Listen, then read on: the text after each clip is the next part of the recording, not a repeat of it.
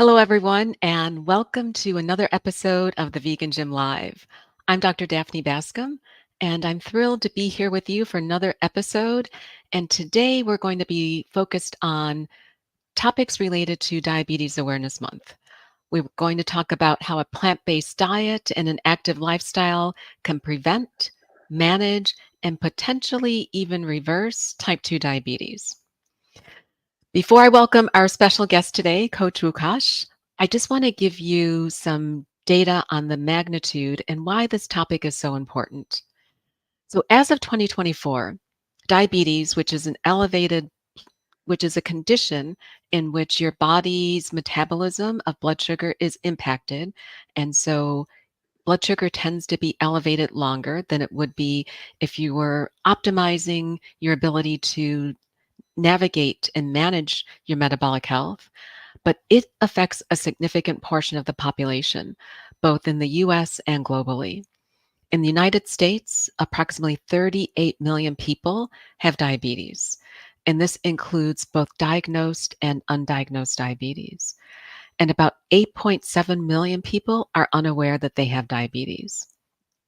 Among adults who are age 65 and older, the prevalence is even higher, around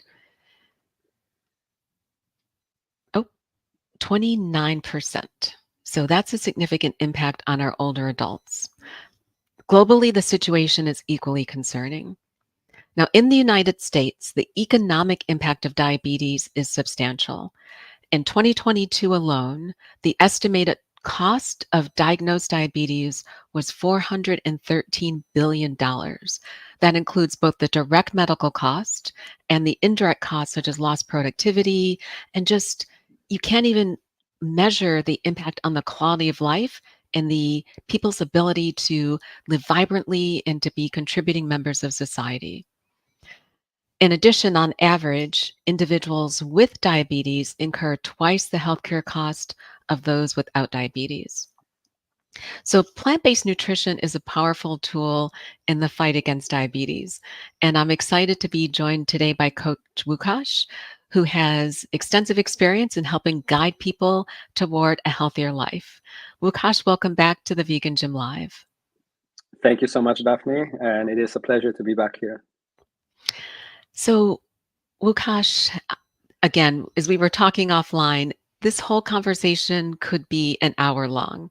So, for those of you listening, we definitely will provide resources along with the replays so that if you want to take a deep dive into any of these topics, we can do so. But at a high level, can you explain about the different types of diabetes? Absolutely. Yeah, sure. So, like, first and foremost, diabetes is a condition in which the body struggles to manage sugar levels in the blood, glucose essentially. And normally our bodies use insulin, a hormone, to help move glucose from the blood into our cells for energy. But with diabetes, either the body doesn't make enough insulin, or it can cause insulin, or it can't use insulin effectively, Mhm. causing glucose to build up in a bloodstream. And there are different types of diabetes there. I think the most common one would be type 1 diabetes and type 2 diabetes. But today we want to really focus on the lifestyle and on the things that we can actually do to prevent having diabetes, right? Or maybe even reverse diabetes. So that's essentially what we're going to be focusing on. Awesome. And that is important because we always talk about controlling the controllables. And as you know, as we think about leveraging the pillars of lifestyle wellness in order to prevent, manage, or reverse mainly type 2 diabetes, what are, just so our community is aware, what are some of the primary risk factors for developing type 2 diabetes? Sure. So type 2 diabetes risk is influenced by several primary factors, starting with excess body weight, especially around the abdomen. And abdominal fat is particularly it is linked with insulin resistance, and Mhm. that prevents the body from effectively using insulin to control blood sugar levels. Another one is physical inactivity, right? That's another major contributor, as a sedentary lifestyle often leads to weight gain and reduces the body's sensitivity to insulin. There is also genetics and family history. They also play an important role. People with a parent or sibling with type 2 diabetes are at a significantly higher risk, as certain genetic factors affect insulin production and usage. And age is another risk factor, with the likelihood of developing diabetes increasing after age 45. And this is partly due to muscle loss, which slows metabolism and affects blood sugar regulation. And another risk factor is an unhealthy diet, Mm-hmm. particularly one high in refined carbohydrates, added sugars, and unhealthy fats. It can also elevate blood sugar levels and contribute to weight gain, making it harder for the body to use insulin properly. And I must not forget, having high blood pressure and abnormal cholesterol levels is common among people with insulin resistance, and is often linked with diabetes. And another one is, women with polycystic ovary syndrome, Mm-hmm. PCOS, are at an increased risk, as well as PCOS is associated with insulin resistance. And lastly, a history of gestational diabetes can make women more likely to develop type 2 diabetes later in life, as this condition often points to underlying insulin issues. And managing these factors through lifestyle adjustments can significantly reduce the risk of type 2 diabetes. And I'm sure everyone listening probably knows someone they love, someone they care about who may have had type 2 diabetes or may be navigating type 2 diabetes now. But all the things you talked about, most of them are controllable. And I know we talk about genetics, but remember that the expression of your genes is predicated on your lifestyle and the environment in which you live.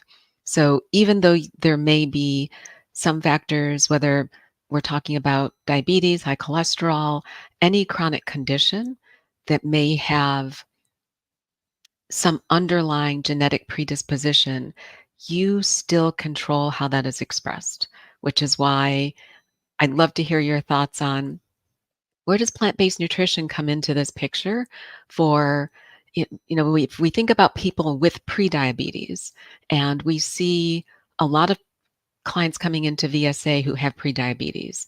So their hemoglobin A1C is elevated. They're not yet diabetic, but we can pull them back. And this is one thing I know you and the team do on a regular basis. So if you have prediabetes, how can plants help? And then if you already are navigating your health with type 2 diabetes in particular, can a plant-based diet actually help you either manage that and maybe reduce your meds or even maybe come off your meds? 100%. Yeah, that's such a great point you made there. We want to take as much responsibility as possible, and a plant-based diet can significantly aid in the prevention and management of diabetes by promoting improved insulin sensitivity. And it's mainly done through higher fiber content. And fiber rich foods such as fruits, vegetables, legumes, and whole grains, they help stabilize blood sugar levels by slowing sugar absorption in the bloodstream. Additionally, plant-based diets tend to be lower in calories and high in nutrients, which can support weight loss or maintenance, crucial factors for reducing the risk of type 2 diabetes. And many plant-based foods also have a low glycemic index, leading to slower, more gradual increases in blood sugar, which is beneficial for blood glucose control. And there is also, furthermore, such diets are associated with lower cholesterol levels and improved heart health, helping to mitigate the increased cardiovascular risk that come with diabetes. And the antioxidants and phytochemicals present in plant foods can reduce inflammation and oxidative stress, both linked to insulin resistance. So essentially, you want to be looking at what you're eating there, right? And by minimizing processed foods and added sugars, a plant-based diet can contribute to better overall health and enhance blood sugar management. Additionally, the emphasis on whole foods promotes a healthy gut microbiome, which plays a crucial role in metabolic health. Overall, adopting a plant based diet provides a strong foundation for preventing and managing diabetes effectively. And Lukasz, you said something that I just want to make sure we emphasize, which is whole foods. So there are, one of the benefits of adopting a plant-based diet is moving away from some of the calorie-rich and highly processed animal-based foods. But we're now seeing a plethora of plant-based foods that now fall into the same category of calorie-rich and highly processed. So we are, what you articulated and what you're advocating for are fruits, nuts, grains, seeds, legumes, all of the whole foods that have the fiber, that are low glycemic, that contribute to a healthy gut microbiome, not necessarily loading up on some of the foods that maybe some of us think about as transitional foods, that are definitely plant-based, but they may not always be the healthiest option. 100%. Yeah, we just have to be very mindful, and we don't want to allow too many ultra processed foods to sneak into our nutrition, right? Mhm. And there is nothing wrong with using some things to Yeah, help you reach your yeah, goals, right? Like absolutely. utilizing protein powder, which technically, yes, it is processed, but it helps me maintain healthy lifestyle, right? So it depends how you look at it. And maybe using some of the fake meats as well, plant-based alternatives. But again, like when you do that, you want to be looking at the label. You want to be looking at nutritional values. How much Mhm, sodium does it have? How mhm. many ingredients does it have, right? Before you actually purchase it. So just looking at the label, seeing if it's something that you can incorporate amongst your whole food rich diet. There is nothing wrong with that, right? Like it's all about Absolutely. balance. It's all Yes, about balance. yes. And especially as we're getting into the holiday season, it is really all about balance. Yeah. 100%. And so nutrition is one of the key pillars. And if, for anyone who's listening, I definitely would encourage you, if you need to do a deeper dive into how you can leverage the power of nutrition, going to the website for the Physicians Committee for Responsible Medicine, to the American College of Lifestyle Medicine. There's to nutritionfacts.org. There's a whole host of very consumer-friendly resources to help you understand the value of plant-based nutrition and navigating both type 1 and type 2 diabetes. And I would encourage people to share them with others. If you're listening today and maybe you're not navigating diabetes, but you know someone who is, be sure to share those resources and maybe even share a link to today's Vegan Gym Live. The other pillar is movement. And I'm saying movement and not exercise, and would love for you to talk a little bit about how exercise or movement can play a role in helping manage diabetes alongside a plant-based diet. Absolutely. Exercise plays a crucial role in managing diabetes, and effectively complements a plant-based diet. So regular physical activity helps improve insulin sensitivity, allowing the body to use insulin more efficiently and better control blood sugar levels.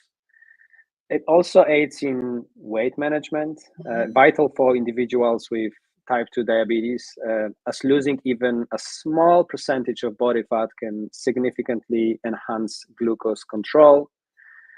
Uh, Furthermore, exercise can lower blood sugar levels immediately after a workout, uh, providing an additional layer of management for daily blood sugar fluctuations. And engaging in both aerobic exercises like walking or cycling and strength training can help build muscles, which also improve insulin sensitivity. I Mhm. always talk about it like your muscle is it's a vessel that you can store glucose in, right? That's how Mhm. I look at it, and always having that in mind when heading to the gym. Uh, Additionally, exercise releases endorphins, reducing stress and improving overall mood, which can be beneficial for mental health in those managing diabetes. And when combined with a plant-based diet, which is rich in nutrients and low in unhealthy fats, regular exercise can enhance cardiovascular health, further reducing the risk of diabetes-related complications. So together, these lifestyle choices create a holistic approach to diabetes management, leading to improved health outcomes and a better quality of life. Mhm. And yes, you did mention their movement, right? Like you specifically said movement, and you wanted to separate that from exercise. And it's so important, and you would be surprised how little you have to change to start noticing some positive changes, Right. right? And it could mean just going for a walk, Mhm. going for a 10-minute walk after a meal, to help support better metabolic health, and it tends to drop the blood glucose levels as well. So any small changes that you can make, any movement that you can add into your day will be beneficial. And Wukash, that's an important point because I think it's easy if you're not doing anything today, what you're saying, 5 minutes is better than no minutes. 10 minutes would be great. If you get up and walk after a meal, awesome way to help move glucose out of your bloodstream into that muscle that you're building by doing your resistance training. But movement doesn't have to require you going to the gym, and it doesn't require 2 hours of work. You're really advocating that people find a way to move that they enjoy and that can fit into their lifestyle. Yes, couldn't agree more with that. Yeah. Um, in terms of resistance training, do I need to lift heavy? I mean, and just to build more muscle, you know, doing this and using 10-pound weights again and again and again, is that going to get me to my goal? Or do I need to think about making progress? Or even if I'm at home and I'm doing squats. So after this meeting, I'm going to jump off my chair and I'm going to do 10 squats. Do I need to increase how many squats I'm doing over time? Yes, with the idea of building muscles, you do want to be applying progressive overload, which is essentially doing a little bit more than the last time, right? Uh-huh. And that is a way of you challenging your body and essentially forcing it to adapt and change, right, for the better, right? That's essentially how I want you to look at it. So ideally, yes, you do want to add a little bit more volume there, maybe a little bit more repetitions, maybe add some weights, but over time you want to make it a little bit more challenging. And it doesn't have to be a drastic change. Let's say you just, after this call, you're going to stand up and you haven't been exercising at all and you're going to do 10 squats. Mhm. try to do 11 2 days Uh-huh. later, right? And then try to do 12. It doesn't mean that you have to do 20 right away. Like slowly ease into it and obviously listen to your body as well. But yeah, the goal is obviously to be doing a little bit more over time. Got it. Great advice. So I want to turn to two topics that I love to talk about: sleep and stress. So when I think about the three M's, we've talked about meals, we've talked about movement, we'll get onto mindset, but sleep and stress, and just tying in one more thing about movement is social connection, because you can move with other people. So it's a great thing to think about before your Thanksgiving meal or after your Thanksgiving meal. Go for a walk as a family. Or if you need extrinsic motivation in order to encourage you to move, find a walking group or find a group of friends who even do a walking meeting at work, so that you have a way of keeping you accountable to incorporate that movement into your everyday, but it's also a way of getting some social connection. Yeah, it's extremely important. And you cannot stress that enough, right? Like how important the stress and sleep is, and that connection with others. And I mean, stress and sleep in particular, they significantly impact blood sugar levels and diabetes management. When a person is under stress, the body produces hormones like cortisol and adrenaline, which can raise blood sugar levels by promoting the liver to release more glucose into the bloodstream. And this response is part of the body's fight or flight mechanism. But for individuals with diabetes, it can lead to difficulty in maintaining stable blood sugar levels. Mhm. And chronic stress can lead to sustained high blood sugar levels, making diabetes management more challenging and increasing the risk of complications. So, on the other hand, inadequate sleep can disrupt the body's ability to use insulin effectively, contributing to insulin resistance and higher blood sugar levels. And sleep deprivation is also linked to increased cravings for high sugar and high fat foods, which can further complicate blood sugar control. Um, Moreover, like poor sleep quality can lead to fatigue and decreased motivation for physical activity, both essential components of effective diabetes management. You can see how everything is sort of connected there. Yeah. Uh, so prioritizing stress management techniques, such as mindfulness or exercise, and ensuring adequate quality sleep can help stabilize blood sugar levels and improve overall health for individuals with diabetes. And together, these factors underscore the importance of holistic approach to diabetes management that includes lifestyle modifications, addressing stress and sleep, but also trying to have that connection. We know how important it is to be around other people. Mhm. We all went through the pandemic and we knew how challenging that was, and just coming out of it was just so nice to be around people and having that community aspect. Yeah, So if you can add that, if you can add that into the equation, I think that's going to benefit you even more. So trying to add that element too is very important. I would agree. And I mean, even for those of us who who we think are metabolically healthy, I know, I regularly check my blood glucose.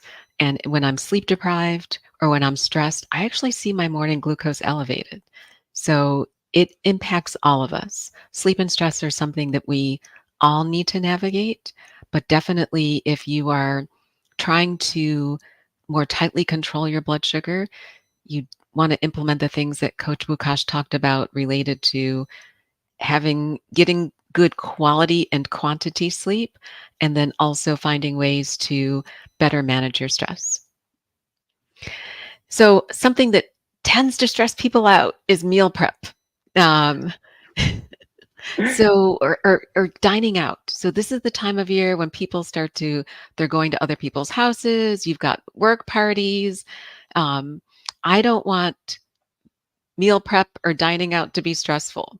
And I know you talk about this a lot. What are some things that you can suggest to help, re, remove that as a stressful part of our life? Absolutely. I mean, it can be quite stressful just thinking about it, right? And there is so much to do, and oh my God, I have to cook so much, and like it takes time. And uh, I mean, I think the most important thing is just realizing that there is no one size fits all when it comes to the meal prep, right?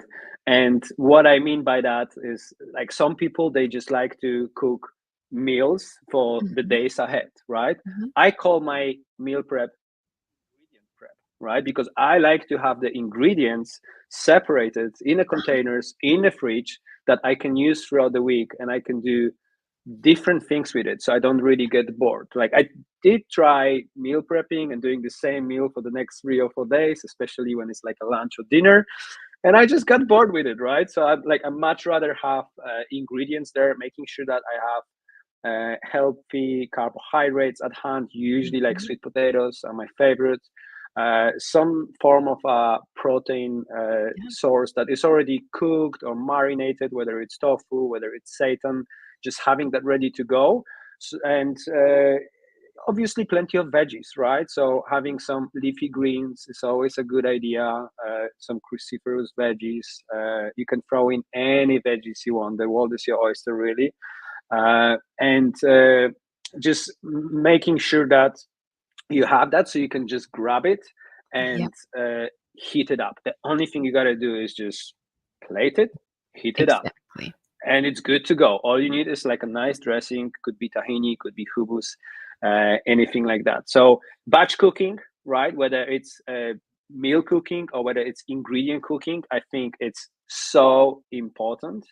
And investing in like a high quality food storage containers to keep like prep meals fresh and easily accessible for you, especially when you're Mhm, on the go. I think it's a mhm. great investment as well. For dining out, you can check out restaurants menu in advance to identify plant-based options or inquire about customizing dishes by substituting meat with vegetables or legumes. Additionally, consider ordering sides like salads, steamed vegetables, or whole grains to round out your meal, and ensure you're getting a balanced plate. And when dining out, don't hesitate to communicate your dietary preferences to the staff. Mhm, Also, like to the people that you're dining with, right? mhm. Just be open about it. This is what I'm doing right now. This is my lifestyle. It's very important for me. It aligns with my values. And many restaurants are accommodating and can offer modifications to meet your plant-based needs, right? And when you look at the menu, let's say you're going to a restaurant, but then you're looking and there's not that many options, and you're like, oh my dear, like there's no way I'm gonna hit my protein number there, right? Because there is not that many options. Something that I recommend to my clients is perhaps like having a protein shake before you go, right? It's only gonna be like 150 calories. At least you're gonna cover your protein there, and you can actually go and relax and enjoy your time without having to think, oh my god, am I gonna hit my nutritional goals here, right? So that's another option that you could do. And there are different tips as well. Like I get some clients taking edamame beans with Uh-huh. them, right, in the pairs, and Tofu. just sprinkling it on the salad, and just making it work. So you can get really creative with that. It doesn't have to be that hard. But yeah, those are like just some of the main tips that I would say. And yes, and those are all doable, and I love your ingredient prep, because it makes infinite options for meals. You don't have to feel like you're eating the same meal every single day. Yeah, 100%. Lukasz, I know that there were quite a few other things that we wanted to talk about that we're not going to have time to get to. But as we wrap up today, I just want to focus on the mindset. And you've shared a lot of good tips. How would you recommend people not feel overwhelmed about the idea of changing their lifestyle? I always talk about perfection paralysis. You don't want to Mm, be paralyzed by saying, I can't do it all, so I can't do anything. What mm. is your advice as we wrap up today's conversation? 100%. You don't have to be perfect, first and foremost. Nobody is, right? And if you're feeling overwhelmed by the idea of changing your lifestyle, start by setting small, achievable goals, instead of trying to overhaul everything at once. Mhm. So focus on one change at a time, such as incorporating more fruit and veggies into your meals or committing to a short daily walk. It's also helpful to create a supportive environment by sharing your goals with friends, with your partner, with your family, or uh, you know uh, anyone who can actually encourage you along the way. And just remember, like, progress is not always linear, right? So Exactly. it's okay to have setbacks. We all experience them, right? And what matters most is staying committed to your overall vision. And finally, celebrate your successes, no matter how small, and that can boost your motivation as well. I would echo that 100%. Lukasz, thank you very much. Again, I know this is very high level, and I would encourage anyone listening to really take to heart what Coach Lukasz shared about your nutrition, about movement, about mindset, about your sleep, your stress, and your social connection. And it applies whether you're preventing type 2 diabetes, managing it, or even more importantly, you're on a journey to reverse it and get off those medications and really become more metabolically healthy. Lukasz, thank you for joining me today. This was a great conversation. Thank you so much for having me. It was great. If you want more details, please again go to our YouTube channel where we have lots of healthy meal prep videos that can kickstart your journey, leveraging some of the things that Coach Lukasz shared about ingredient prep and meal prep. I would also encourage you to explore the resources on the PCRM website, the Physicians Committee for Responsible Medicine, American College of Lifestyle Medicine, nutritionfacts.org. But remember, and Coach Lukasz said this well, every small step towards a healthier lifestyle counts. It's 1% better every day. It's not that you have to do 100% tomorrow. And what we want to encourage you to do is to also be part of the ripple effect, because what you do and how you aspire to inspire others could maybe set someone off on their own health journey. Thanks for joining us today on the Vegan Gym Live. Next week, we're going to be talking about healthy tips for the holiday. The holidays are fast approaching.